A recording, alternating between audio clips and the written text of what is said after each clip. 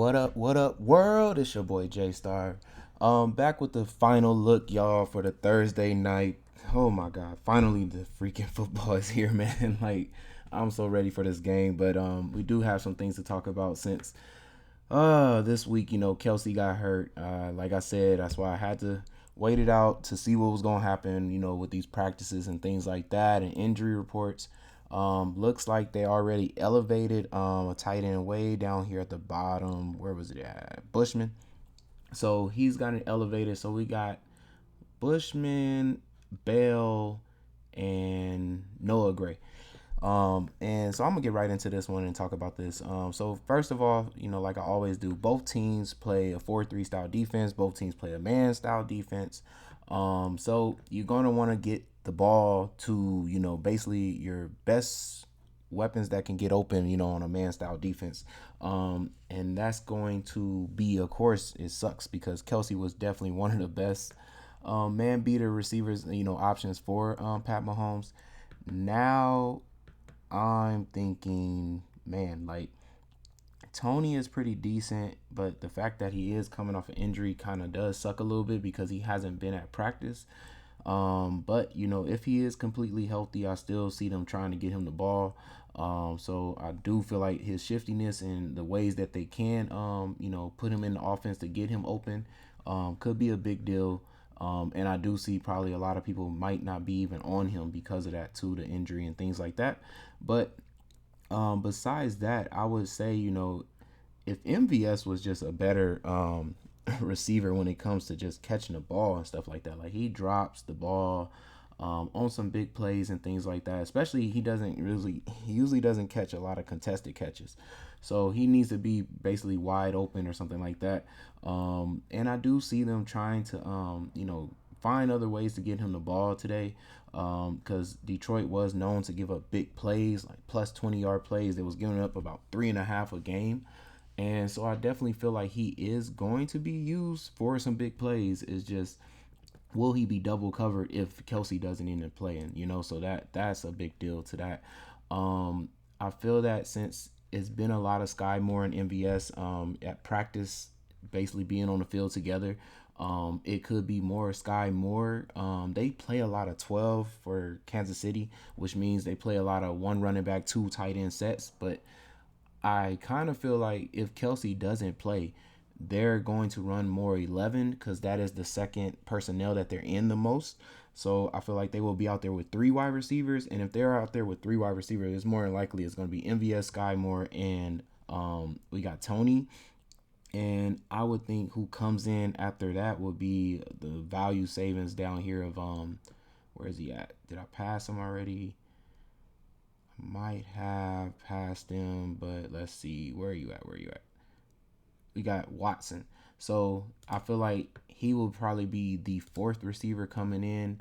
And that's just when they're actually going deep down the field. I could also see them tossing in though somebody like where is he at? Justin Ross, when they get closer to the red zone, if Kelsey isn't playing, just because he kind of has I would say, the body type of a tight end, being that he's 6'4", and also, them not having the tight end, what's his name right now? I can't remember. Fortson. So Fortson, they used to like to, put him out wide as a receiver and things like that because of his height. So I can definitely see them tossing in somebody like a Justin Watson because of the fact that 6'4" is like having another tight end out there. But it's actually a receiver, and I bet he has better hands and things like that. So I can see them rolling with. I mean, my bad, Justin Ross. I don't know why I said Justin Watson, but yeah, Justin Ross, man. Because of that, I can definitely see them putting him in there, for the red zone, so he could be a sneaky play there. But besides that, just being out on the field the most, like I'm saying, this should be Sky Moore, MVS, and then, like I said, some Kadarius Tonys. And then when we come to running backs, I think McKinnon is going to have a big part of the offense if, like I said, especially if Kelsey isn't there, because he was used heavily in the red zone. Especially for pass catching and things like that. He scored a lot, for red zone. I definitely see them finding ways to get him the ball. I was trying to figure out this whole time who took the McCole Hardman role, and it was Jared McKinnon. I didn't even realize also too the times, like it was from basically it seems like almost all these weeks right here where he was doing very well was during the time McCole Hardman was out. So he basically took the whole McCole Hardman role, the running and the pass catching that he usually they do plays for McCole Hardman in the red zone. I thought it was Sky Moore, but it literally looks like it's McKinnon. So definitely makes me think McKinnon will be like huge in play, man. Like he possibly could be a nice captain if you want to toss him in there for 8,400. I don't mind you taking it, because without Kelsey, it's looking like Pat McKinnon and man, like I don't really know. I would probably say MVS has a chance. MVS possibly has a chance without Kelsey being there. So I would say these three, just because it's a man style defense. Like I said, they use McKinnon like heavily in the red zone. And that's what we're looking for. Who's going to score multiple, times and have multiple ways of doing it. They're definitely going to, rush with him. I would say screenplays with McKinnon and actually even send him out as a slot receiver or something like that. So all the stuff we kind of saw with McCole Hardman goes to McKinnon.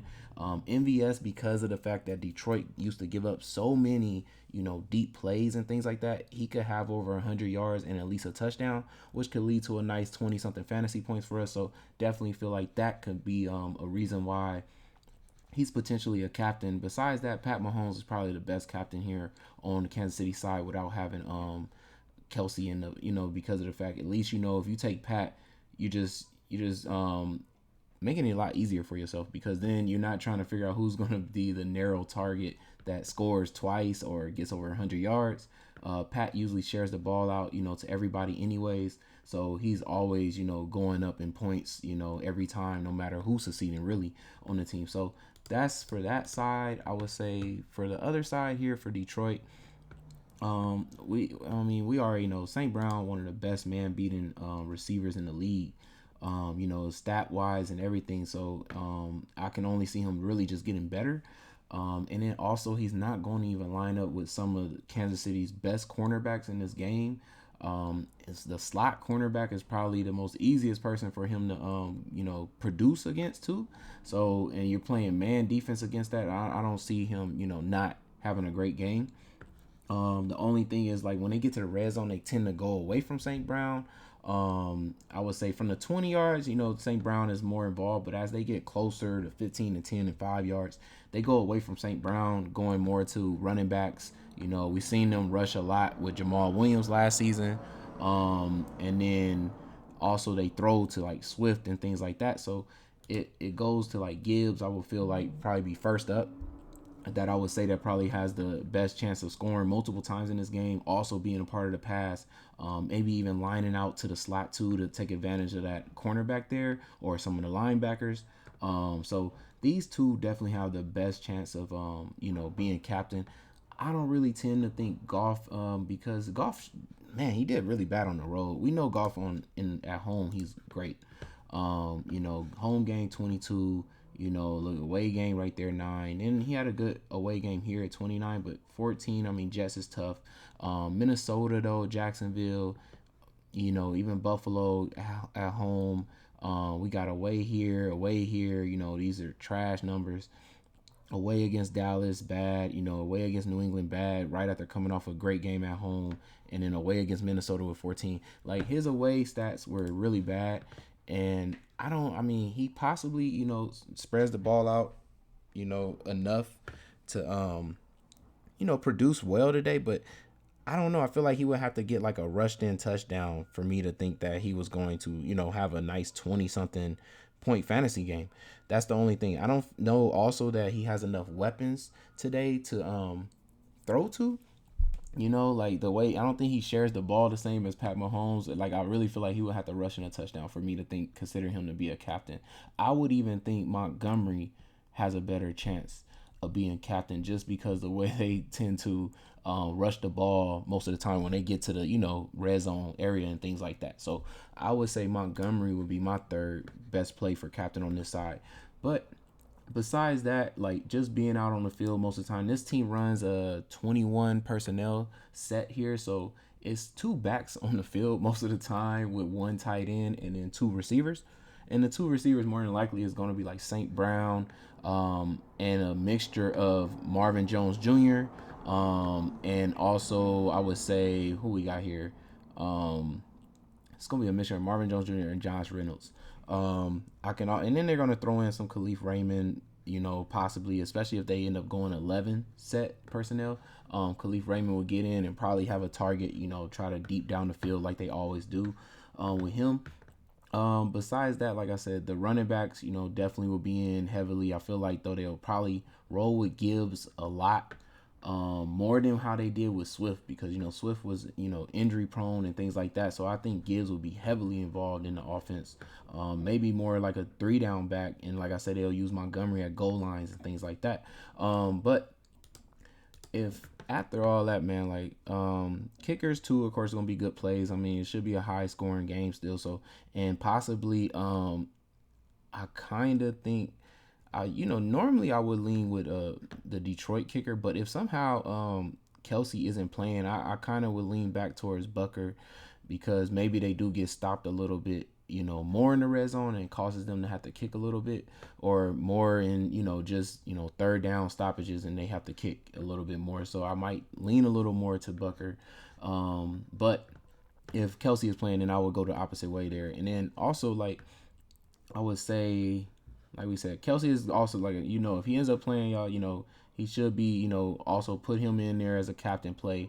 And what I would say, what is that gonna do then? We're gonna probably, not be so heavily on McKinnon, if Kelsey is really there or something like that. But besides all that, man, if I'm looking at just making one really good lineup here, man, I'm thinking, let's see, what we got. Thinking we're probably going to go with, man. I'm trying to think, like, if Kelsey isn't playing, man, the most unstoppable person will be St. Brown. But at the same time, Gibbs is such a good option, man. I feel like Kansas City doesn't know what to expect from him. Like, I don't think they have any film or anything to think like what are they going to do with Gibbs, and they're definitely about to use Gibbs a lot. I kind of want to put him there at the captain spot, but I know definitely I just want to have him in my lineup here. Um, let's see, Pat Mahomes, of course, is like one of the best options. I'm gonna go with a Gibbs lineup here, man. Let's see what we can do. So Gibbs, I'm still rolling with Pat. Like I said, his best weapons though, if there isn't going to be, let's see, if there's not going to be Kelsey, I'm gonna go with McKinnon. I'm gonna still think I'm gonna roll with MVS for the deep threat. Um, let's see, if I take St. Brown here, what I got, 4,300 left. And you know what?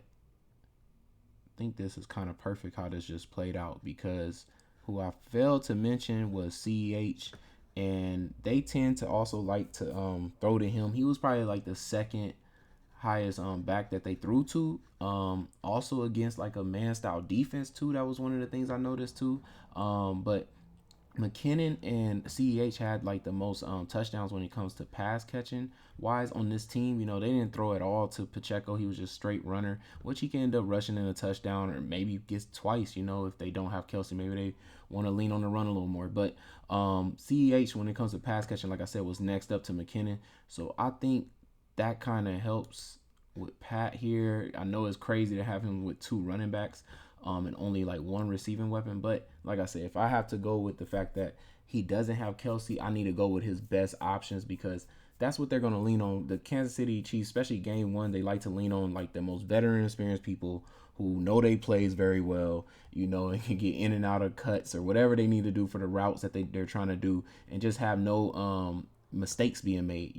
And Detroit kind of does the same when it comes to the red zone. Once they get to the red zone, they kind of lean to their most simple, like the most simplest plays at that. First of all, like they're gotta just gonna run, or I would say they do also throw to like Reynolds.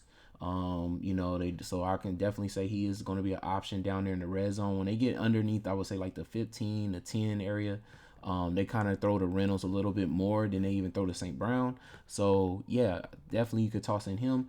But like I said, they usually stick to just rushing the ball. They play heavy sets, like I said, like two running backs, one tight end, or a fullback tight end basically. I mean fullback and running back and then a tight end. So they're always basically in play to get the ball to their running back in the best situation in the red zone. So that's why I kind of want Gibbs because I think they will have multiple opportunities to score. But I also think they won't be able to stop St. Brown here, man, with the yards. Possibly does get a touchdown still. But I just think like Gibbs outplays him still somehow. And I'm glad I was able to still find a way to get Pat with a lot of weapons here still that I feel like are really good weapons. So this is definitely the last lineup. Final look, man. I hope y'all, hit big tonight, man. Like I hope this is just a good year for all of y'all, man, and myself too. It's your boy J Star. Stay tuned. Like I said, we got the final look of the Sunday's week 1 slate coming up, tomorrow and everything. Once we get those injury reports, because there's been a lot going on with that. Oh God, my Packers, man. My Packers are one of them. So, but yeah, it's your boy J Star. I'm out. Peace, y'all.